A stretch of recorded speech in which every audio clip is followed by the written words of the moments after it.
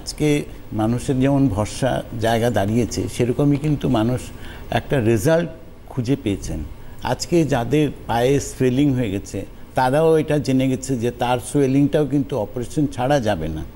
আজকে এটা নেই যে তার সোয়েলিং হয়ে গেছে একটা ট্যাবলেট খেলাম আমার সোয়েলিংটা চলে যাবে, হয়তো চলেও যাচ্ছে কিছু ক্ষেত্রে, আবার কিছু ক্ষেত্রে এটা আটকেও যাচ্ছে।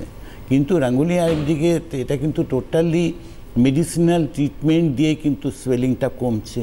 যারা আজকে এই প্রবলেমস নিয়ে গাঙ্গুলি আয়ুর্বেদিকে এসছেন তারা প্রত্যেকে এই জিনিসটাকে অনুভব করতে পারছেন যে সোয়েলিংটা কিন্তু তার উইদাউট অপারেশন খালি আয়ুর্বেদিক মেডিসিনের দ্বারা, যেটার মধ্যে কোনো সাইড এফেক্টের গ্যারেন্টি রয়েছে, সেই জায়গার থেকে মানুষ ট্রিটমেন্ট করছেন।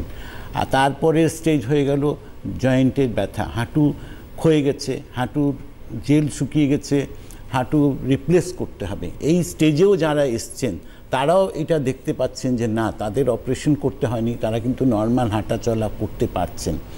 আজকে এই যে জায়গাগুলোকে গাঙ্গুলি আয়ুর্বেদিক আজকে একটা মানুষকে একটা ভরসা দিয়েছে। ভরসা তখনই হয় যখন মানুষ রেজাল্ট পায়, রেজাল্টের এগেনস্টেই কিন্তু ভরসাটা কাজ করে। আজকে এটা নেই যে আজকে আমি কিছু বললাম আর কাজ হয়ে গেল, সেরকম কিছু নেই। সবটাই মেডিসিনাল ট্রিটমেন্ট, এটা একটা প্রসেস। সেই প্রসেসটা যখনই আপনারা অবলম্বন করছেন তখন কিন্তু আপনারা সুস্থতার রাস্তাটাকে দেখতে পাচ্ছেন।